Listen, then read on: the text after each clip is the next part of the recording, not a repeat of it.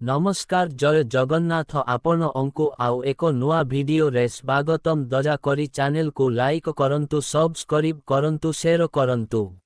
महाविष नामक जने राजा थिले। एही राजा बहुत धार्मिक थिले। एही राजा अनेक धार्मिक कार्य करिथिले एवं अन्य राजामानंक मध्यरे बहुत प्रसिद्ध थिले। एही राजा अनेक यज्ञ एवं शह शह अश्वमेध यज्ञ करिथिले, जार फलस्वरूप एही राजा स्वर्ग जीवा पाई योग्य होइथिले एवं परे से स्वर्ग को जाई सेठारे खुशीरे बास करिथिले।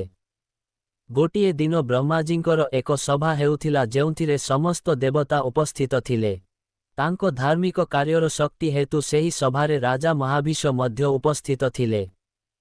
सेही समयरे गंगा सेठारे पहुंचिले। किछि समय परे पवन बहिबा आरंभ हेला एवं गंगांको वस्त्र तांको शरीररु आंशिक भावरे खसी पड़िला। समस्त देवता भाबिले जे गंगांको एही अवस्थारे देखाजिबा उचित नुहे, तेणु सेमाने सेमानंकर आखि तळकु करिदेले। महाविष जे जणे महान राजा थिले, तांको आखि तळकु कले नाही। से गंगाजींकु देखि बहुत मुग्ध होइगले एवं सेही सभार मझिरे गंगांकु चाहि रहिबाकु लागिले। ब्रह्मांको सेही सभारे जेउठारे सेमाने उपस्थित थिले, देवी गंगा मध्य राजा महाविषंकु चाहि रहिथिले। उभय मोहित होई परस्परकु चाहि रहि पारिले नाही।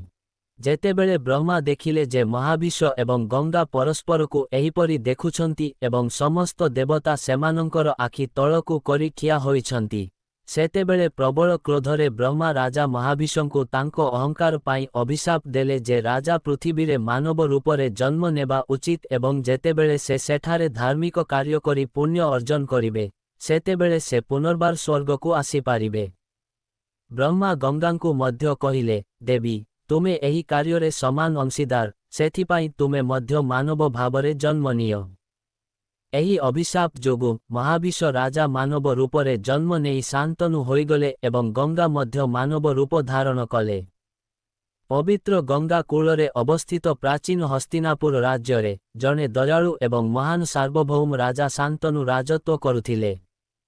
तांकर अस्तित्व राजकीय दायित्वरे परिपूर्ण थिला, तथापि तांकर हृदय तांको आकांक्षाकु बांटिबा एवं तांको विच्छेदकु दूर करिबा पाई जने साथी पाई आग्रही थिला। भाग्य पूर्वरु तांको पाई एक असाधारण मार्ग प्रस्तुत करिथिला, स्वर्गीय नदी देवता गंगा सहित जड़ित। स्वर्गीय क्षेत्ररे बहु दूररे 8टी बसु प्रकृतिर उपादानगुड़िकु मूर्तिमंत देवता आनंदरे बास करुथिले। गोटिए भाग्यवान दिन सेमानंको पतिमानंको सहित मिसी सेमाने सेमानंको मध्यरु जने महिला एहार सौंदर्यरे भासी जाई तांको स्वामी प्रभास बसु सेनापति अंकु गाईटीकु तांको बंधु पाई चोरी करिबाकु अनुरोध कले। बंधुतारे आबद्ध बसुमाने नंदिनींकु आश्रमरु नेइजिबाकु षड्यंत्र करिथिले, तथापि ऋषिंको आध्यात्मिक क्षमता तांकु चोरी करिबाकु सतर्क कराई देइथिला। ऋषि वशिष्ठ क्रोधित होई से समस्त 8 बसुंकु सेमानंको स्वर्गीय अस्तित्वठारु दूररे पृथ्वीरे मर्त्य भावरे जन्म नेबाकु अभिशाप देइथिले। बसुमाने सेमानंकर भूलर विशालताकु जानी क्षमा मागिथिले। ऋषि वशिष्ठ सेमानंको अनुतापरे प्रभावित होइथिले, जाहा अभिशापकु प्रशमित करिथिला। सेमानंको मध्यरु 7 जन जन्म परे सेमानंकर पार्थिव जीवनरु मुक्त हेबे। तथापि प्ररोचनाकारी प्रभास सेमानंकर मिलित दुष्कर्मर परिणाम सही समग्र जीवन मर्त्य भावरे बंचिबे। बसुमाने पवित्रता एवं क्षमार देवी गंगांकठारु साहाय्य लोड़िले। गंगा जे स्वाभाविक भावरे दयालु थिले, सेमानंकर मर्त्य माता भावरे सेवा करिबाकु निष्पत्ति नेइथिले। से 7 बसुंकु जन्म हेबा मात्रे मुक्त करिबाकु प्रतिज्ञा करिथिले। सेमानंकु सेमानंक स्वर्गीय गृहकु फेरिबाकु अनुमति देइथिले। तथापि प्रभासंको भाग्य स्थिर रहिला, से कर्तव्य एवं जंत्रणार जीवन पाई दंडित होइथिले। एही समयरे पृथ्वीरे राजा शांतनु गंगार शांतता प्रति आकर्षित होइथिले एवं एहार कूलकु बारंबार परिदर्शन करुथिले। गोटिए दिन से नदी कूलरे जाउथिबा समयरे से पानी पाखरे ठिया होइथिबा एक मनोरम सुंदरी महिलांकु देखिले। तांकर कृपा अन्य जागतिक परी मने हेउथिला ଏବଂ ତାଙ୍କର ଉପସ୍ଥିତି ଶାନ୍ତିପୂର୍ଣ୍ଣ ଥିଲା। ଗଙ୍ଗା ଜଣେ ମର୍ତ୍ତ୍ୟ ରୂପରେ ଅବତାରିତ ହୋଇଥିଲେ। ଶାନ୍ତନୁ ତାଙ୍କ ତେଜରେ ମୋହିତ ହୋଇ ବିବାହ ପ୍ରସ୍ତାବ ଦେବାକୁ ତାଙ୍କ ପାଖକୁ ଯାଇଥିଲେ। ଗଙ୍ଗା ଗୋଟିଏ ସର୍ତ୍ତରେ ଶାନ୍ତନୁଙ୍କୁ ବିବାହ କରିବାକୁ ନିଷ୍ପତ୍ତି ନେଇଥିଲେ। ସେ କେବେବି ତାଙ୍କ କାର୍ଯ୍ୟ ବିଷୟରେ ପ୍ରଶ୍ନ କରିପାରିବେ ନାହିଁ, ସେ ଯେତେ ଅଦ୍ଭୁତ କିମ୍ବା କଠୋର ଦେଖାଯାଉଥିଲେ ମଧ୍ୟ।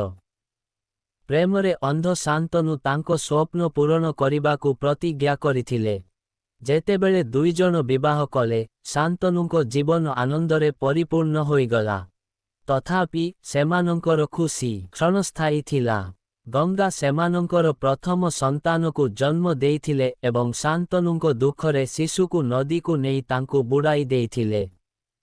ରାଜା ଦୁଃଖିତ ହୋଇଥିଲେ, କିନ୍ତୁ ସେ ତାଙ୍କ ପ୍ରତିଜ୍ଞା ମନେ ରଖି ନୀରବ ରହିଲେ।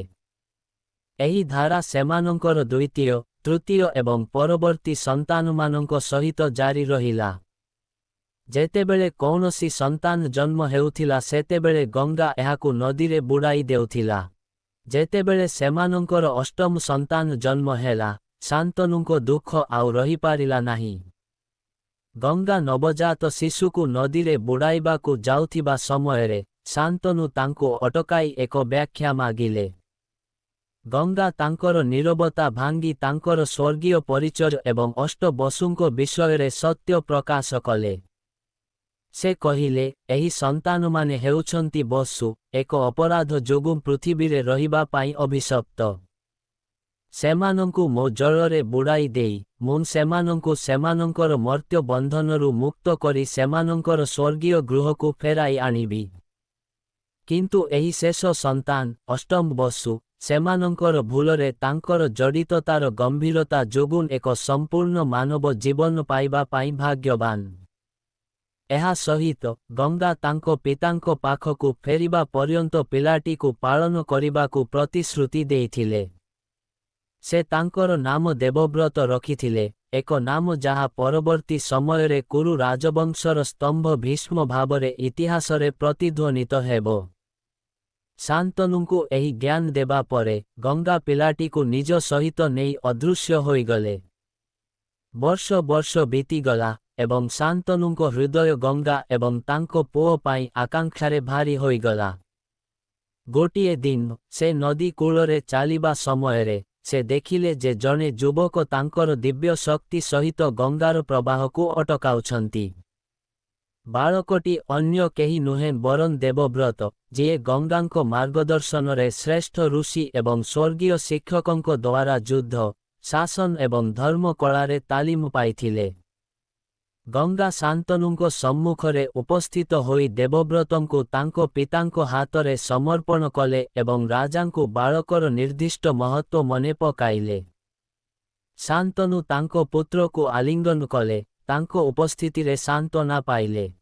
ଦେବବ୍ରତ ଶୀଘ୍ର ନିଜକୁ ଜଣେ ଯୋଗ୍ୟ ଉତ୍ତରାଧିକାରୀ ପ୍ରମାଣିତ କଲେ, ତାଙ୍କ ଜ୍ଞାନ, ଶକ୍ତି ଏବଂ ବିଶ୍ୱସ୍ତତା ପାଇଁ ପ୍ରଶଂସା ଅର୍ଜନ କଲେ। ବର୍ଷ ବର୍ଷ ପରେ, ଶାନ୍ତନୁ ଆଉ ଜଣେ ମହିଳାଙ୍କ ସହିତ ସାକ୍ଷାତ କଲେ ଯିଏ ତାଙ୍କ ହୃଦୟକୁ କବଜା କରିଥିଲେ, ସତ୍ୟବତୀ, ଜଣେ ମତ୍ସ୍ୟଜୀବୀଙ୍କ ଝିଅ ଏବଂ ଜଣେ ନୌବାହିନୀର ପାଳିତ ସନ୍ତାନ। ରାଜା ସ୍ମିତେନ୍ ତାଙ୍କ ପିତାଙ୍କ ନିକଟକୁ ବିବାହ ପାଇଁ ଆସିଲେ। କିନ୍ତୁ ମତ୍ସ୍ୟଜୀବୀ ଏକ ସର୍ତ୍ତ ରଖିଲେ, ସତ୍ୟବତୀଙ୍କ ପୁଅ ହସ୍ତିନାପୁରର ସିଂହାସନ ପାଇବାକୁ ପଡ଼ିବ।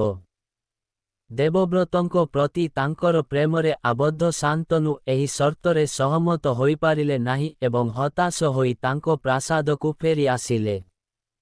ଦେବବ୍ରତ, ତାଙ୍କ ପିତାଙ୍କ ଦୁଃଖକୁ ଲକ୍ଷ୍ୟ କରି, ନିଜେ ମତ୍ସ୍ୟଜୀବୀଙ୍କ ନିକଟକୁ ଗଲେ। ଦେବବ୍ରତ ତାଙ୍କ ପିତାଙ୍କ ଖୁସି ପାଇଁ ସିଂହାସନ ପାଇଁ ନିଜର ଦାବିକୁ ପରିତ୍ୟାଗ କଲେ ଏବଂ ସତ୍ୟବତୀଙ୍କ ବଂଶ ହସ୍ତିନାପୁରରେ ଶାସନ କରିବେ ବୋଲି ନିଶ୍ଚିତ କରି ଜୀବନବ୍ୟାପୀ ବ୍ରହ୍ମଚର୍ଯ୍ୟ ପ୍ରତିଜ୍ଞା କଲେ। ଦେବବ୍ରତଙ୍କ ବଳିଦାନରେ ପ୍ରଭାବିତ ହୋଇ ଦେବତାମାନେ ତାଙ୍କୁ ଆଶୀର୍ବାଦ ବୃଷ୍ଟି କଲେ ଏବଂ ତାଙ୍କୁ ଭୀଷ୍ମ ନାମ ଦେଲେ, ଯାହାର ଅର୍ଥ, ଯେଉଁ ବ୍ୟକ୍ତି ଏକ ଭୟଙ୍କର ପ୍ରତିଜ୍ଞା ଗ୍ରହଣ କରନ୍ତି। ଭୀଷ୍ମଙ୍କ କର୍ତ୍ତବ୍ୟପରାୟଣ ଜୀବନ, ଭୀଷ୍ମଙ୍କ ଅସ୍ତିତ୍ୱ ଦାୟିତ୍ୱ, ତ୍ୟାଗ ଏବଂ ସମର୍ପଣର ପ୍ରତୀକ ଥିଲା। ସେ ଅନେକ ସଙ୍କଟ ସମୟରେ ହସ୍ତିନାପୁରର ରାଜତନ୍ତ୍ରକୁ ରକ୍ଷା କରିଥିଲେ, ତାଙ୍କ ସାବତ ଭାଇ ଏବଂ ସେମାନଙ୍କ ସନ୍ତାନସନ୍ତତିଙ୍କୁ ସୁରକ୍ଷା ଦେଇଥିଲେ। ତଥାପି, ତାଙ୍କ ପ୍ରତିଜ୍ଞା ପ୍ରତି ତାଙ୍କର ପ୍ରତିବଦ୍ଧତା ତାଙ୍କୁ କେତେକ ସମୟରେ ନୈତିକ ଜଟିଳ ପରିସ୍ଥିତିରେ ପକାଇଥିଲା, ବିଶେଷକରି ମହାଭାରତ ଯୁଦ୍ଧ ପୂର୍ବ ଘଟଣା ସମୟରେ। ତାଙ୍କର ଯଥେଷ୍ଟ ଶକ୍ତି ଏବଂ ବୁଦ୍ଧିମତା ସତ୍ତ୍ୱେ, ଭୀଷ୍ମ ରାଜାଙ୍କ ସେବା କରିବା ପାଇଁ ତାଙ୍କର ପ୍ରତିଜ୍ଞା ଦ୍ୱାରା ବାଧ୍ୟ ହୋଇଥିଲେ, ଯେତେବେଳେ ଏଥିପାଇଁ କୌରବମାନଙ୍କ ତ୍ରୁଟିପୂର୍ଣ୍ଣ ଶାସନକୁ ସମର୍ଥନ କରିବାକୁ ପଡ଼ିଥିଲା। ଦୁଃଖ ଏବଂ ନିଃସ୍ୱାର୍ଥପରତା ଦ୍ୱାରା ବର୍ଣ୍ଣିତ ତାଙ୍କର ଅସ୍ତିତ୍ୱ, ଅଷ୍ଟମ ବସୁଙ୍କ ଉପରେ ଅଭିଶାପର ପରିଣାମକୁ